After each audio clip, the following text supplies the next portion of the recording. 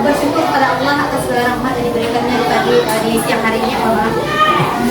Bersyukur pada Allah atas segala rahmat yang diberikan pada siang hari ini sehingga dapat berkumpul dalam rangka penyampaian aksi nyata modul 1.4 tentang budaya positif oleh saya, Patricia SPD, calon guru penggerak angkatan 9 SD Negeri 02 Papangan. Kemudian bersolat kepada Nabi Muhammad SAW dengan mengantarkan kata Allahumma sholli ala sayyidina Muhammad wa ala sayyidina Muhammad.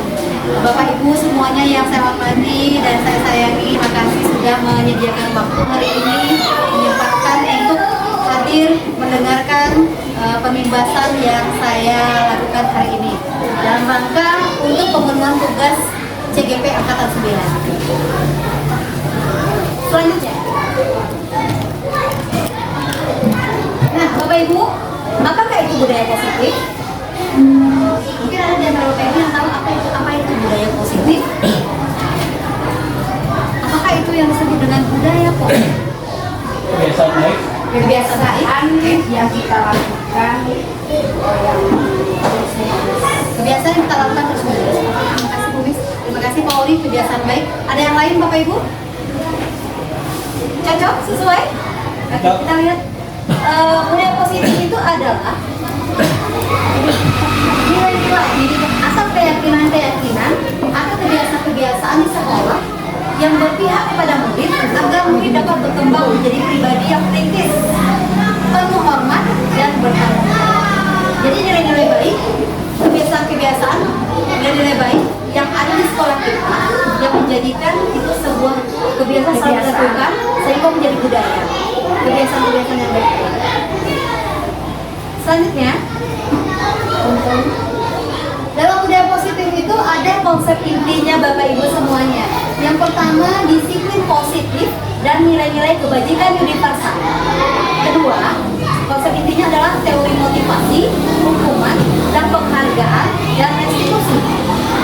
Ketiga, nanti kita akan membahas tentang keyakinan kelas. Dan yang keempat, ada kebutuhan dasar manusia. 5 kebutuhan dasar manusia itu. 6 restitusi 5 posisi kontrol dan restitusi segitiga restitusi. Nah ini ya, ada konsep intinya yang akan kita bahas di sini. Yang pertama kita masuk ke nilai disiplin positif dan nilai-nilai kebajikan universal. Ketika kita mendengar kata disiplin, apa yang terlintas dalam pikiran Bapak Ibu? Aturan. Oke. Apa lagi Bapak Ibu? Mendengar kata disiplin, aturan. Apa itu? Selain aturan? Kebiasaan. Kebiasaan. Apa lagi?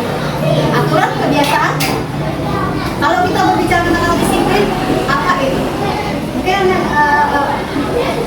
ada yang lain? Aturan. Gak ada yang lain? Oke. Kita lihat ke sini. Kalau kita berbicara tentang kata disiplin, maka pasti kebanyakan orang mengatakan bahwa menghubungkan dengan disiplin itu adalah tata tertib, teratur, dan kepatuhan pada peraturan. Orang yang disiplin adalah orang yang patuh pada peraturan. Nah, kata disiplin juga sering dihubungkan dengan hukuman. Bagi siapa yang teratur, nggak tertib, nggak disiplin, maka dia dihukum. Padahal itu sungguh berbeda. Kenapa? Karena belajar tentang disiplin positif tidak harus dengan memberikan hukuman. Jadi disiplin yang positif itu disiplin tanpa hukuman. Tapi apa hasil yang kita lakukan untuk mendisiplinkannya? Nanti akan ada namanya konsekuensi. Nah, justru itu adalah salah satu alternatif dan bila perlu digunakan, tidak digunakan sama sekali untuk yang hukuman. Hukuman itu yang paling terakhir. Kalau ada lagi yang bisa kita lakukan baru kita hukum. Tapi kalau dapat itu tidak kita lakukan. Kalau dapat seperti itu yang dikatakan dengan disiplin positif. Nah, mudah-mudahan itu di sekolah kita juga dapat terwujud hal seperti itu. Selanjutnya, disiplin menurut Diana dinyatakan bahwa arti kata disiplin itu berasal dari bahasa Latin yang artinya yaitu yang katanya disiplin, yang artinya belajar. Kemudian kata disiplin itu juga berasal dari kata yang sama dengan disipo atau murid pengikut. Nah, untuk menjadi seseorang. Kita lanjutkan. Kata disiplin itu juga berasal dari kata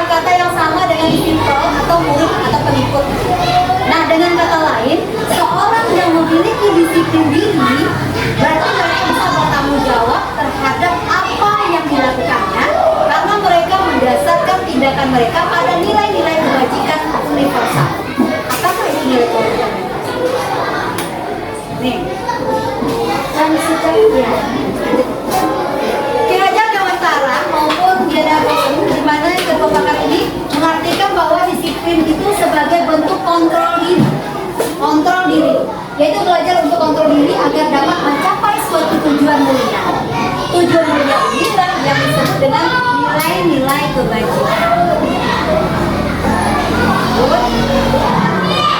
Salah satu nilai kebajikan yang ingin dicapai di sekolah kita, termasuk semua anak yang ada di Indonesia, adalah nilai kebajikan yang berlandaskan profil belajar Pancasila. Tahu Bapak Ibu profil belajar Pancasila? Kira-kira apa saja nilainya? Belajar Pancasila, beriman dan bertakwa, Tuhan yang esa dan berakhlak mulia, berkebinekaan global, gotong royong mandiri, kreatif dan bernalar kritis. Nah itu nilai kebajikan yang nilai-nilai kebajikan yang kita harapkan dapat tumbuh di sekolah kita, terutama umumnya di Indonesia. Nah ini dia 6 nilai profil pelajar Pancasila. Selanjutnya, nilai kebajikan itu tujuan mulianya adalah penerapan disiplin positif agar terbentuknya murid-murid yang berkarakter, terdisiplin, santun, jujur, peduli, bertanggung jawab, dan dapat belajar sepanjang hayat sesuai dengan standar kompetensi lulusan yang diharapkan. Jadi nilai disiplin positif itu kalau dapat tidak ada hukuman, jauhi hukuman. Kita lanjutkan. Mungkin Bapak Ibu sudah pernah mendengar kata-kata ini juga sebelumnya ketika kita yang CGP sebelumnya sudah mensosialisasikan ini juga. Nah, selanjutnya kita masuk ke dua teori motivasi, hukuman, dan penghargaan. Untuk disiplin positif mungkin ada pertanyaan Bapak Ibu? Tidak ada pertanyaan Bapak Ibu? Tidak. Cukup? Cukup. Apakah disiplin positif itu sudah ada di sekolah kita Bapak Ibu? Sudah adakah? Tantangan dari hukuman yang disiplin positif tadi kan? Ya. Tanpa hukuman kan? Nanti kita akan membedakan mana yang dikatakan hukuman, mana yang dikatakan Ya pengertiannya, konsepnya yang jelas kan dia konsep tidak ada disiplin pakai positif itu kan konsepnya tanpa hukuman. Kita lanjut ke yang kedua lagi Bapak Ibu. Dua. Yang kedua yaitu konsep tentang disiplin positif itu adalah teori motivasi, hukuman, dan penghargaan. Tiga motivasi perilaku manusia, yaitu yang pertama kemarin saya sudah pernah juga menyebutkan di ketika menjadi pembina upacara, yaitu ada tiga motivasi orang melakukan sesuatu. Yang pertama adalah motivasi itu karena untuk menghindari ketidaknyamanan atau hukuman. Yang kedua motivasi orang melakukan sesuatu adalah karena mendapatkan imbalan atau ingin mendapatkan ujian, penghargaan, dan lain sebagainya. Nah yang ketiga motivasi orang adalah untuk menjadi orang yang mereka inginkan dan menghargai diri sendiri dengan nilai-nilai yang mereka percaya. Untuk tiga motivasi ini, motivasi yang satu dan dua ini adalah disebut juga dengan motivasi eksternal yang berasal dari luar diri kita. Sementara untuk yang motivasi yang ketiga yaitu motivasi internal berasal dari diri kita sendiri. Nah kita berharap karena kita adalah guru, kita berharap bahwasanya murid-murid kita dalam belajar itu memiliki motivasi yang ketiga ini. Kita harapkan kita tumbuhkan motivasi yang ketiga ini. Namun kalau motivasi yang ketiga ini belum tumbuh pada diri kita sendiri sebagai guru ataupun pada anak murid kita, kita bisa memberikan motivasi eksternal terlebih dahulu. Selanjutnya hukuman dan konsekuensi. Nah tadi kembali ke disiplin positif Bapak Ibu. Yang manakah yang disebut dengan hukuman? Mungkin ada yang bisa menyebutkan apa itu hukuman dan apa itu konsekuensi. Apakah sama hukuman dengan konsekuensi? Halo. Hai. Halo. Sama Pak. Sama Pak hukuman dan konsekuensi. Kita kacang pulang ya. lagi? Kalau tidak, Beda. menurut Pak Oli sama apa enggak? Beda. Beda. Kira-kira apa perbedaannya? Kalau hukuman ada nanti sesuatu yang akan dihadapi kalau melanggar. Kalau konsekuensi itu lebih kepada perasaannya. Perasaannya? Ya, jadi kalau dia melakukan ini maka akan terjadi seperti ini, tapi tanpa ada orang yang memberi hukumannya ini bukan. Tidak, berarti konsekuensi ini nggak ada hukuman. Dia merasakan sendiri. Ah, ya, bukan. Konsekuensi itu berupa kesepakatan tadi tuh tak. Pokok kalau yang hukuman ada dari orang yang memberi. Tapi kalau konsekuensi ini dia akan menanggung sendiri. Jadi umpamanya melakukan kalau lari-lari kena batu jatuh, konsekuensinya jatuh. Bukan karena orang lain yang menjatuhkannya. Tapi kalau hukuman umpamanya dia melakukan sesuatu jatuh, orang lain nanti yang memberi dia hukuman.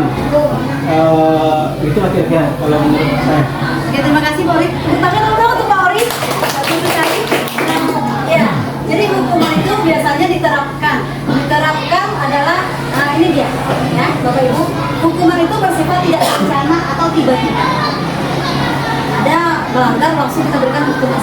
Contohnya dalam kelas tanpa kesepakatan anak kita sedang dalam pelajaran. Si anak ini main. Tanpa ada kesepakatan dari kita, maka kamu berdiri ke depan. Berdiri ke depan, angkat kaki satu sampai pulang. Saya sudah sering melakukan. Mungkin seperti itu hukuman. Jadi hukuman bersifat tidak terencana atau tiba-tiba. Kemudian bersifat satu arah. Hanya satu orang yang memberi hukuman saja. Yang menerima tidak tahu hukuman. Kemudian bisa berupa fisik maupun psikis. Murid yang kena hukum itu merasa disakiti oleh suatu perbuatan atau kata-kata. Itu hukuman. Sementara untuk konsekuensi adalah dia ada kesepakatan, sudah terencana dan sudah disepakati bersama bahwa kalau kita melakukan ini, ternyata kalau kamu melanggar, apa yang kita maunya konsekuensi. Nah itu konsekuensi sudah ada direncanakan terlebih dahulu. Kemudian contohnya ini, setelah 3 kali tugas tidak diselesaikan, maka ada perasaan sering tuh anak nggak buat PR. 1 kali kita maafkan, besok pulang buat PR ya.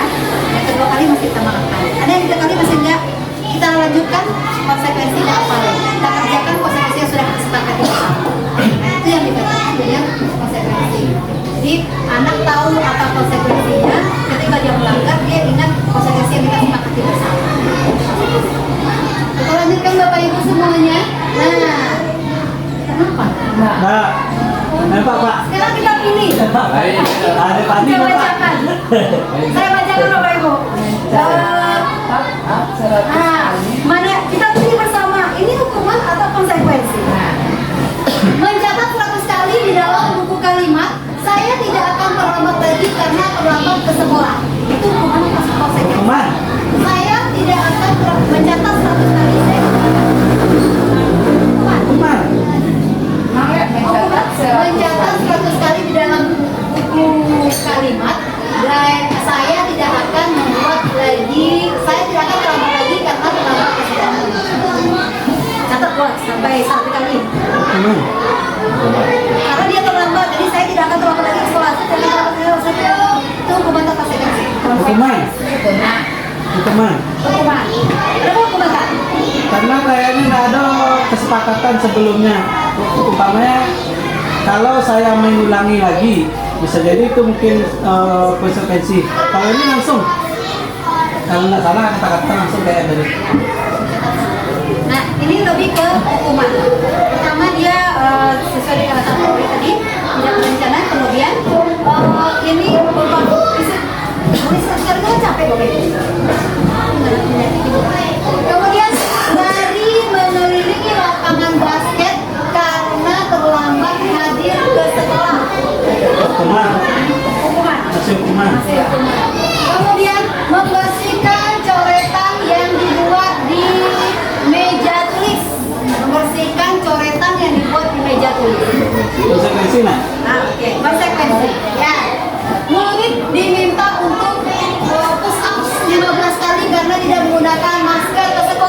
hukuman. Hukuman, oke, bagus sekali. Menggantikan kertas tugas teman yang telah dicoret-coret. Konsekuensi. Konsekuensi. Setuju, Bu Bira? Setuju.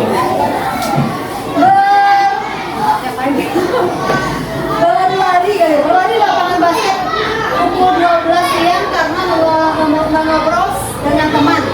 Berlari lapangan basket, ini hukuman ya, karena ngobrol dengan teman tak belajar sudah berlari lapangan basket.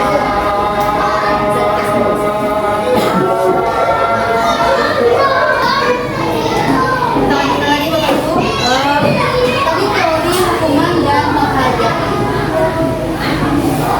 Mana yang disebut dengan konsekuensi dan mana yang disebut Tunggu dulu. Tadi kan bicara memaparkan beberapa poin-poin apakah hukuman atau konsekuensi. Bisa saja yang tindakan guru itu bisa saja jadi konsekuensi. Konsekuensi itu tadi kan kata kuncinya ada kesepakatan. Makanya tadi saya bilang mencatat 100 kali datang di dalam buku kalimat atau ini disepakati di dalam kelas, ini kan bisa jadi konsekuensi. ya kalau disepakati Kalau disepakati, konsepnya kan seperti itu. kalau disepakati memang iya menjadi konsekuensi. Cuman kita lihat apakah sesuai nggak hukuman ini untuk orang dalam kelas. Kita berikan konsekuensi itu yang sesuai dengan apa pelanggaran yang ya. Dalam kelas itu misalnya anak kita tidak menyimak pelajaran yang baik, sehingga dia tidak menyelesaikan tugasnya dicatat atau apa. Nah mungkin kita memberikan sesuai dengan konsekuensinya dan dia diberikan kesalahan dia mencatat.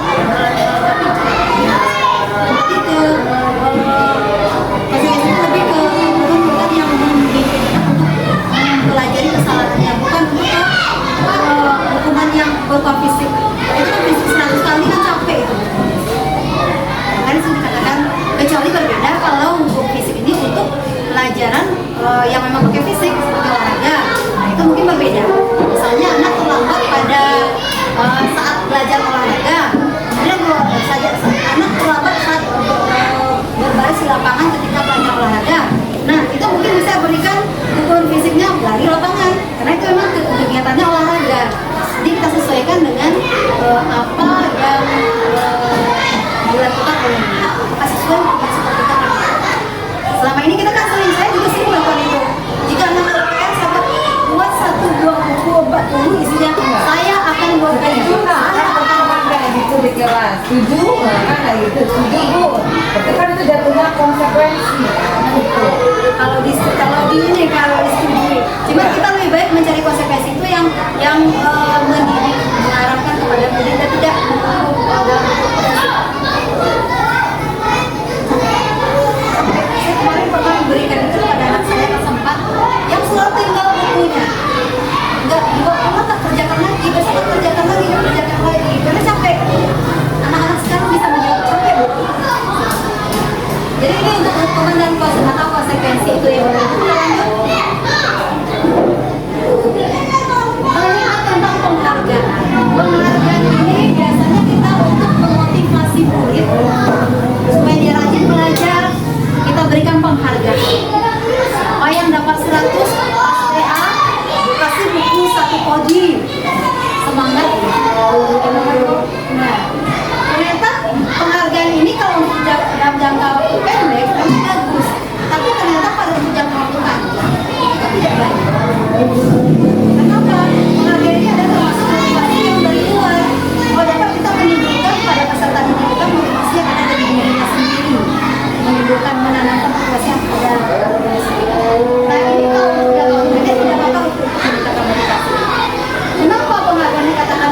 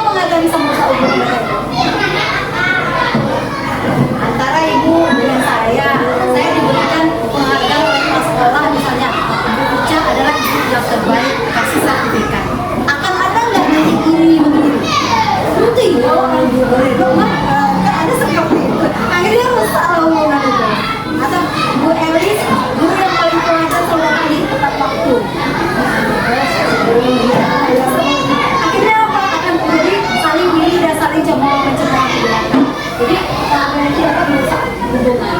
Kemudian penghargaan itu dapat menurunkan kualitas. Dan setelahnya penghargaan itu dapat meningkatkan kualitas seseorang. Penghargaan mematikan kreativitas. Dan penghargaan itu juga menghukum. Menghukum bagi siapa yang tidak dapat penghargaan. Jadi inilah kenapa teori penghargaan dan hukuman itu dikatakan kurang efektif. Tapi selama ini kita masih memotivasi murid, memotivasi murid dan sebagainya dengan tetap penghargaan. Ini untuk jangka pendek memang bagus. Tapi seiring waktu mari kita tumbuhkan melalui motivasi kesadaran diri sendiri. Baik itu dari guru maupun untuk murid-murid kita untuk belajar dengan serius. Belajar dari motivasi diri sendiri.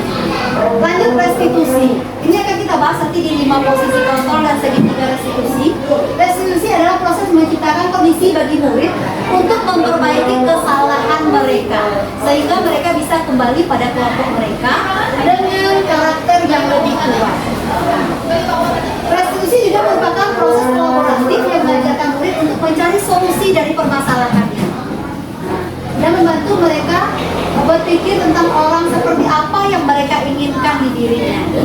Jadi setelah mereka punya motivasi dari diri, nanti kalau dia membuat ada terjadi kesalahan, kita tidak langsung menghukum, kita ajak dia melakukan restitusi. Kita dengan cara melihat apa kesalahan yang terhadap pada diri. Lanjut, ciri-ciri restitusi bukan untuk menebus kesalahan, kemudian memperbaiki hubungan. Restitusi itu sebuah tawaran, bukan paksaan. Kalau hukuman itu paksaan, kalau restitusi itu bukan paksaan, tawaran. Kemudian restitusi itu menuntun, menuntun untuk melihat ke dalam diri seseorang. Kemudian restitusi juga mencari kebutuhan dasar yang mendasari tindakan. Si anak seandainya dia melakukan pelanggaran, kita lihat kebutuhannya apa. Mengapa dia melakukan itu? Ada kebutuhannya. Kebutuhan itu nanti akan kita lihat di poin keempat. Lanjut. Sekarang kita masuk ke poin keyakinan kelas. Nilai-nilai positif atau disiplin positif yang ketiga adalah keyakinan kelas. Bapak Ibu sudah ada melakukan membuat keyakinan kelas di dalam kelas masing-masing? Sudah ya? Apakah sudah terpajang? Nah, apakah sudah disepakati dengan teman-teman? Dengan murid-murid? Sudah. Kemarin saya dapat usulan dari PP saya, saya ditandatangan, dipajang, disepakati, itu juga diberikan kasih tanda tangan bahwa mereka menyepakati. Di fisiknya mereka menyepakati Semuanya, ya, semua anak. ya, semua anak. Kalau perlu dipajang, mari kembali hari ini kita pajang dan apa konsekuensinya. Jadi ketika murid kita melakukan pelanggaran, kita ingatkan kembali ke keyakinan. Saya juga baru melakukan. Sebenarnya kita sudah melakukan dari tahun ajaran sebelumnya, cuma belum lengkap seperti dipajang, belum memberikan konsekuensi yang kita secara lisan saja baru. Nah, kedepannya kita akan betul ini nampak fisiknya karena sekarang butuh BB. Ya. Lanjut. Keyakinan kelas adalah nilai-nilai kebajikan universal yang telah disepakati secara tersirat dan tersurat lepas dari adanya latar belakang tanpa memikirkan suku, dari suku apa, agama apa, bersama dan menyepakatinya. Nah, keyakinan kelas ini dibuat secara bersama-sama dengan seluruh siswa atau murid yang mempunyai nilai-nilai kebajikan yang dapat diterapkan. Guru dengan murid bersama-sama. Keyakinan kelas ini saja yang ini Bapak Ibu atau perlu? Nah, boleh lah ya, kita lanjutkan. Keyakinan kelas itu bisa bersifat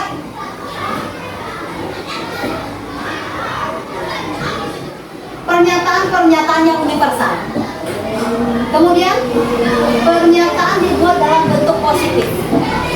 Kalimatnya kalau anak mengatakan tidak boleh buang sampah di dalam kelas, kita rubah kalimat ini kalimat positif. Itu apa ya Bapak Ibu? Membuang sampah pada tempatnya. Boleh seperti itu. Atau mungkin kalimat lebih singkat, masuk kemana dia, kalau nilai-nilainya masuk kemana dia. Kalau buang sampah pada tempatnya itu berarti nilai karakternya masuk kemana dia. Jadi kita bisa langsung ke nilai karakternya, peduli lingkungan. Kemudian dapat diterapkan di lingkungan tersebut. Keyakinan kelas yang kita buat harus dapat diterapkan di lingkungan kelas kita.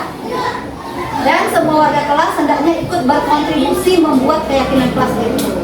dan diakhiri dengan nanti ada cap tangannya. Selanjutnya, proses pembentukan keyakinan kelas, mempersilakan murid curah pendapat.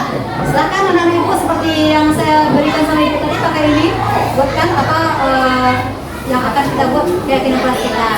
Boleh pakai kertas ini atau boleh anak menuliskan ke depan. Mencatat semua masukan, kemudian ganti kalimat-kalimat yang negatif menjadi kalimat positif dan menyetujui bertangani kegiatan di pajang di kelas masing-masing. Lanjutkan. Ada pertanyaan sampai di sini Bapak Ibu? Ini bukan judulnya anggota kelompok. Salah judul. Tapi untuk keyakinan kelas ini, nah ini juga saya belum menerapkan, tapi saya rencana mau menerapkan. Karena untuk keyakinan kelas itu sesuai dengan pelajaran yang saya dapatkan, ternyata kita juga melengkapi dengan ada kegiatan tampak seperti dan tidak tampak seperti. Selama ini kita kan hanya buat keyakinan, kemudian kita buat kesepakatan, buat langsung. Kita sebenarnya harus lebih melihatkan kepada anak-anak disuruh berdiskusi. Kita katakan kepada anak, kalau seandainya kamu tidak buang sampah pada tempatnya, kalau misalnya berlaku peduli lingkungan, apa tampaknya? Tampaknya seperti apa? Buang sampah pada tempatnya. Kalau yang tidak tampaknya menggagalkan tugas peduli lingkungan itu berarti apa itu? Justru buang sampah sembarangan. Seperti itu kan Bapak Ibu. Kemudian kalau dia tidak disiplin, hormat, suka mengganggu teman, mengambil punya teman, itu nampaknya. Kalau yang tidak tampaknya, yang nampaknya si anak tidak suka mengganggu temannya, dia berteman dengan siapa saja. Nah, anak suka menertawakan temannya, itu tidak hormat dengan sama-sama, atau tidak ada toleransi. Di samping membuat kegiatan tampak tidak tampak, kita juga membuat kegiatan tugas saya dan tugas kamu. Nanti kita lihat contohnya. Tugas saya, apa tugas saya sebagai guru dan apa tugas kamu sebagai kelas. Ini belum kita buat juga dalam kelas. Insya Allah besok kita coba terapkan. Nah ini contohnya Bapak Ibu. Contoh keyakinan kelas, kata-katanya sepanjang ini dapat kita ambil saja kalau kata-kata inti positif, bisa pakai hormat, bekerja, atau diterima dan diterima. Kemudian ini yang tampak seperti dan tidak tampak seperti. Jika anak ini tidak disiplin, maka dia akan tampaknya tidak disiplin itu sering ada tolakan. Kita suruh anak mendiskusikan sendiri ketika dia makanya kita awal pembelajaran itu kan kita ada 3 hari diberikan untuk dia pengenalan lingkungan sekolah. Kalau kita yang kelas tinggi nggak ada pengenalan lagi, tapi namanya untuk menyusun ini. Kesepakatan kelas ini dilengkapi dengan anak-anak diskusi melihatkan apa kegiatan yang tampak dengan keyakinan itu, apa yang tidak tampak. Kemudian apa tugas anak, apa tugas dia sebagai murid dan apa tugas kita sebagai murid. Ini yang tampak. Untuk tampak tidak tampak ini ada 2, bisa tabel T kita buat jenisnya atau tabel Y. Kemudian yang tugas guru dan tugas kamu, tugas guru adalah mengajar, maka tugas muridnya adalah belajar. Dia tak tugas murid belajar. Lanjut, sudah paham ya Bapak Ibu ya tentang yang ini ya. Kita lanjut ke yang konsep inti yang keempat adalah kebutuhan dasar manusia. Kebutuhan dasar manusia. Setiap manusia itu punya 5 kebutuhan dasar. Ada yang tahu kan dulu? Apa kebutuhan ibu kira? Selain kebutuhan pokok nama Kebutuhan pangan, papan, itu primer, sekunder, tersier. Nah, masuk di situ. Kegiatan ekonomi. Yang sekarang kebutuhan dasar manusia. Semua manusia ingin punya kebutuhan yang ini. Nah, yaitu yang pertama adalah kebutuhan dasar akan bertahan hidup. Nah, itu ya tadi papan, pangan, makan. Kemudian yang kedua, kasih sayang dan rasa diterima. Kebutuhan untuk diterima oleh semua orang, semua teman, guru, keluarga, pokoknya semua orang. Nah, yang kedua ya saudara. Nah yang ketiga kebutuhan akan penguasaan atau pengakuan atas kemampuan bahwa saya ini bisa. Kemudian kebutuhan akan kebebasan, kebebasan akan pilihan. Yang kelima adalah kebutuhan kesenangan atau kebutuhan untuk merasa senang. Nah, yang mana apakah kebutuhan yang 5 ini sudah ada pada diri kita? Nanti kita coba cari. Begitu juga dengan murid di kelas kita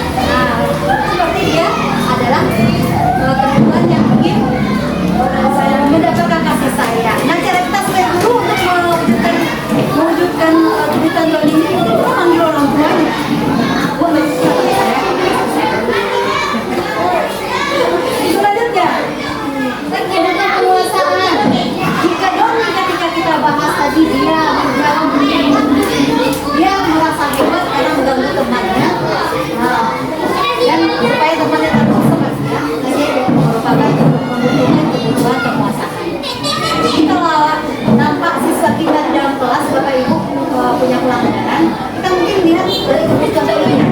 Apa kita tanya, kenapa kamu melakukan hal ini? Nah, ada sesuai dengan jawabannya, kita akan tahu nanti apa kebutuhan apa yang perlu kita penuhi anak kita itu. Selanjutnya kebutuhan kebebasan. Di kebutuhan kebebasan ini adalah dalam pada kasus Doni, kalau dia menjawab bahwa dia merasa bosan bertanya itu saja, maka itu kebebasan. Kita kan ada juga dalam kelas, kenapa kamu tidak mau ketemu dan ibu belajar? Kenapa kamu mulus-mulus segala? Bosan kok? Tidak mau kebebasan. Ada pasti ada setiap kelasnya pasti ada Bapak Ibu. Nah, berarti dia anak ini butuh kebebasan. Apa yang harus kita berikan untuk memenuhi kebutuhan? Lanjut, kebutuhan kesenangan atau kebutuhan merasa senang. Dalam kasus Doni menjawab bahwa ia melakukan karena iseng aja bu. Karena ingin melihat ekspresi temannya yang ngambek, yang marah, yang baru membalas. Jadi dia adalah kebutuhan untuk merasa senang. Bagaimana cara kita menghadapi anak-anak dalam kelas kita, murid dalam kelas kita yang punya pelanggaran seperti ini? Ada caranya, nanti kita membahas tentang 5 posisi kontrol. 5 posisi kontrol. 5 posisi kontrol itu yang pertama adalah sebagai penghukum. Kita sebagai guru mempunyai 5 posisi kontrol.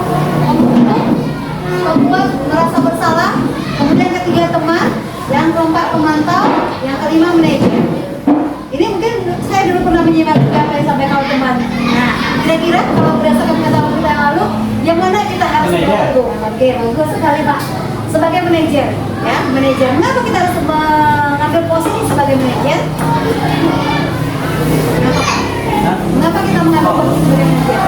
Karena manajer itu lebih smooth, tidak menghukum, tidak membuat karena rasa bersalah, tidak mantau-mantau.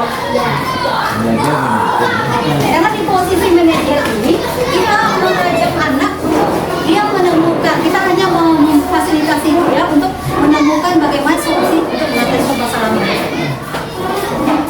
Penghukum, nah ini soal penghukum biasanya gunakan kalimat yang verbal.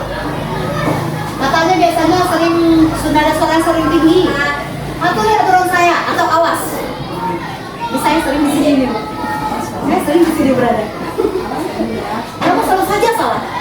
Awak jole, awak ya. Kata awak jole ini awak jole berarti tidak betul. Dan itu memang sering kita lakukan, terutama saya sering melakukan ini. Sekarang dicoba merubah sedikit demi sedikit, mudah-mudahan bisa merubah sampai 100%.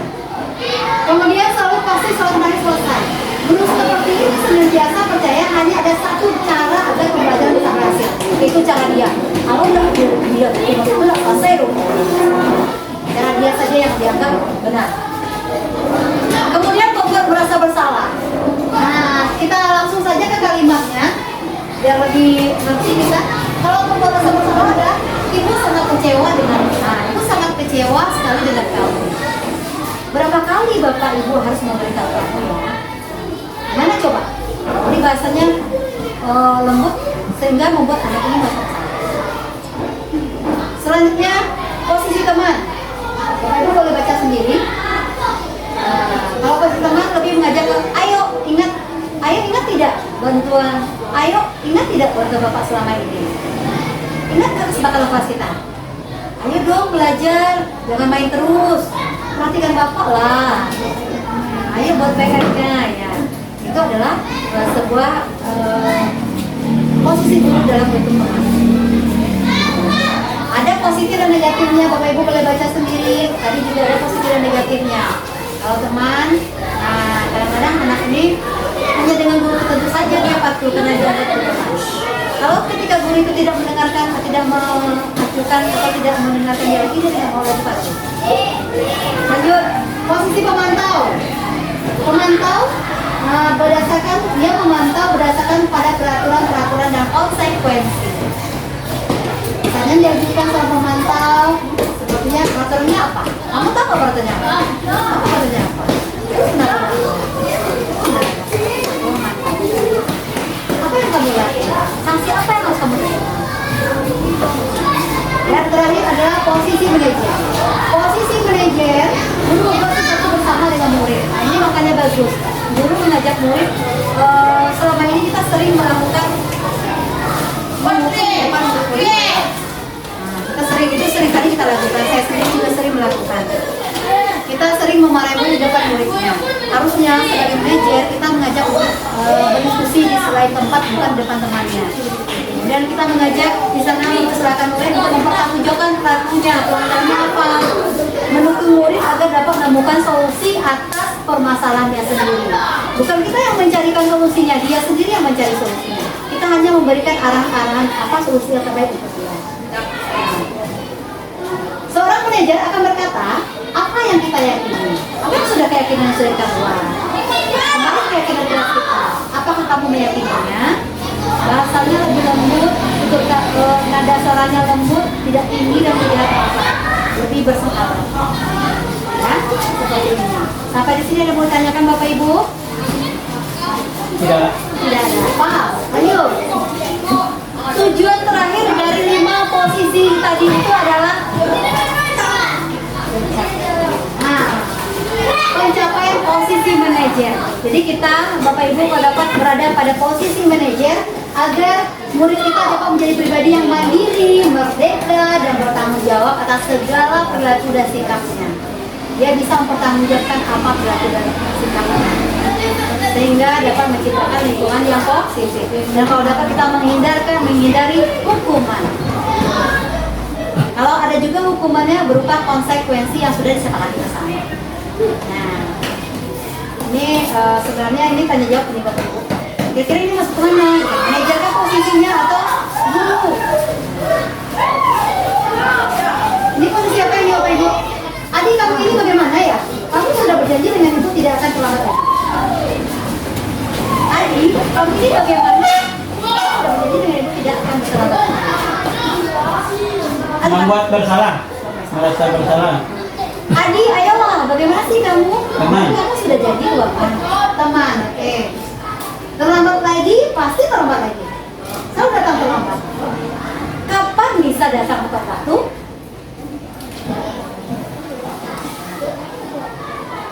Kapan? Terlambat lagi. Bersalah, merasa bersalah. Benar. Ada 5 tadi. Penghukum. Adi, tahukah kamu jam berapa kita memulai pelajaran? Tahukah kamu jam berapa kita mulai? Tahu Pak? Kamu terlambat 15 menit. Apakah kamu sudah mengerti konsekuensi yang harus dilakukan bila terlambat?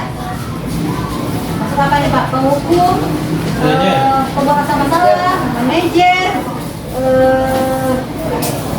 apa yang tadi satu lagi? Pemantau. Ini lebih ke manajer. Manajer atau pemantau? Itu bisa muat. Ya. Bagaimana perasaan murid diperlakukan seperti ini? Guru, ya benar, nanti pada saat jam istirahat kamu harus tinggal di kelas untuk menyelesaikan. Paham Pak, saya harus tinggal di kelas pada jam istirahat nanti dan mengerjakan tugas ketinggalan saya. Ya apa ini? Hukum dah. Hukum? Dia ada konsekuensi Pak?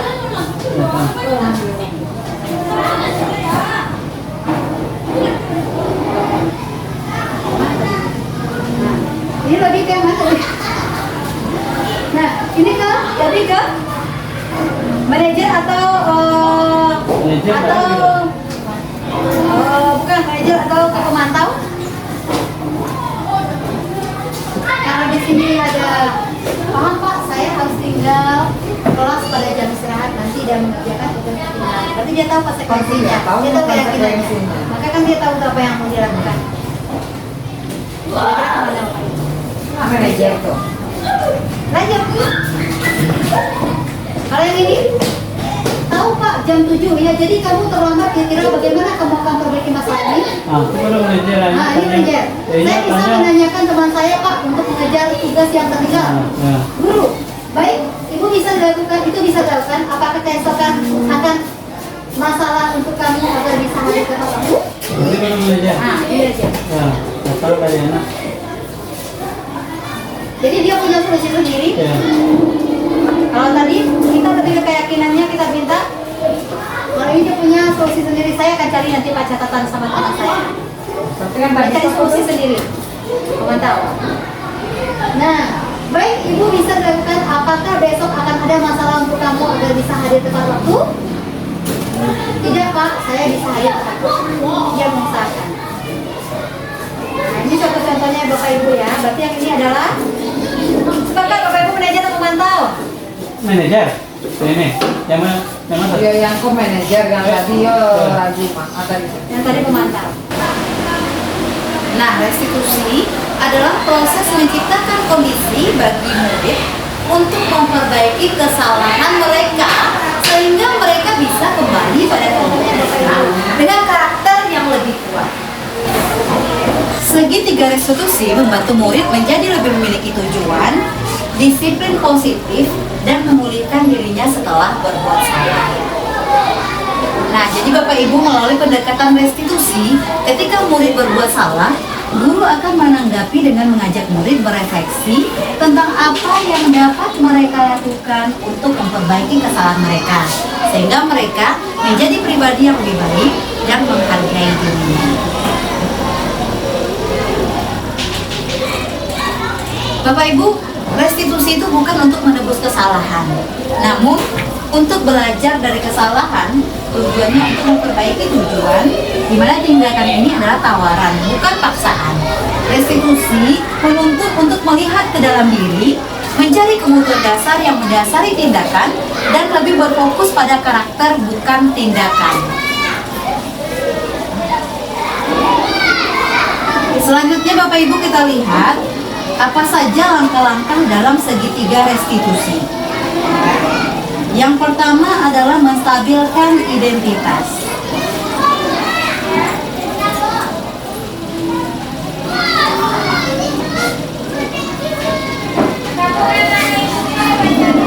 Aja.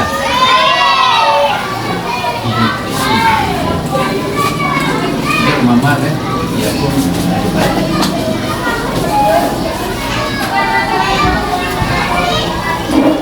Bapak Ibu, langkah-langkah segitiga restitusi adapun yang pertama itu menstabilkan identitas. Kemudian validasi tindakan yang salah, dan yang ketiga menanyakan keyakinan. Dalam hal ini, peran guru atau orang tua sangat penting untuk menciptakan kondisi membuat murid atau anak bersedia menyelesaikan masalah dan berbuat lebih baik dengan berkata bahwa semua orang pasti pernah berbuat salah, dan bukan mengatakan kamu harus melakukan ini, kalau tidak maka. Kita lanjut langkah pertama, yaitu yang dilakukan adalah menstabilkan identitas. Jika anak berbuat salah, maka ada kebutuhan dasar mereka yang tidak terpenuhi. Jadi Bapak Ibu, kita harus tahu ketika seorang anak berbuat salah, maka ada kebutuhan dasar mereka yang tidak terpenuhi. Bagian dasar segitiga restitusi itu memiliki tujuan untuk mengubah orang yang gagal karena telah berbuat kesalahan itu menjadi orang yang sukses. Nah, jadi kita harus mampu meyakinkan mereka dengan mengatakan kalimat seperti, anak ibu, tidak ada manusia yang sempurna. Saya atau ibu juga pernah melakukan kesalahan seperti itu. Ketika seseorang dalam kondisi emosional, maka otak tidak akan mampu berpikir rasional. Nah, saat inilah kita menstabilkan identitas anak. Anak kita bantu untuk tenang dan mencari solusi untuk menyelesaikan permasalahan. Kemudian langkah kedua. Langkah kedua adalah memvalidasi tindakan yang salah.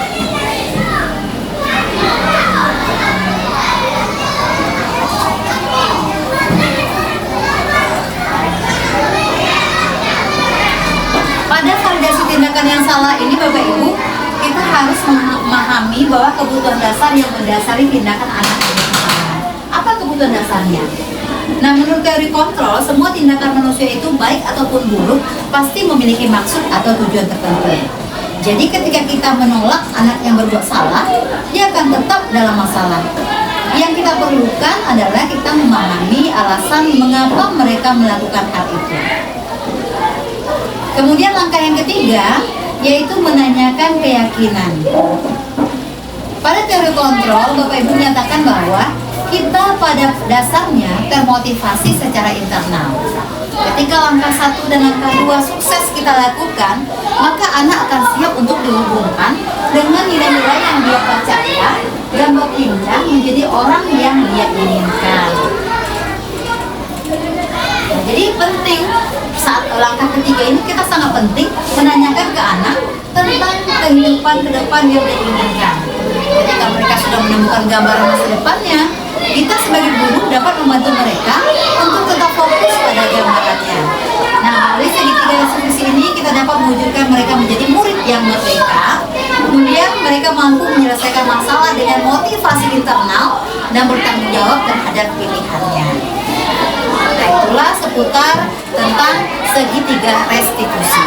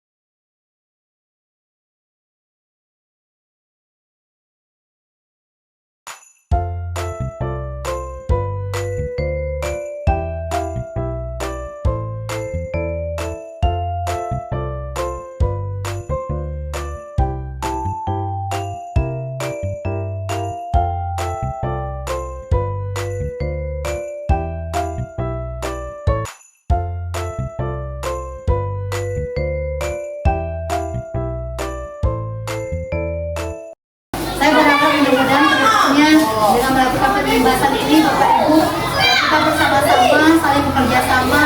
Intinya sebuah sekolah itu harus saling berkolaborasi agar terwujudnya dalam cita-citanya budaya positif di sekolah tersebut.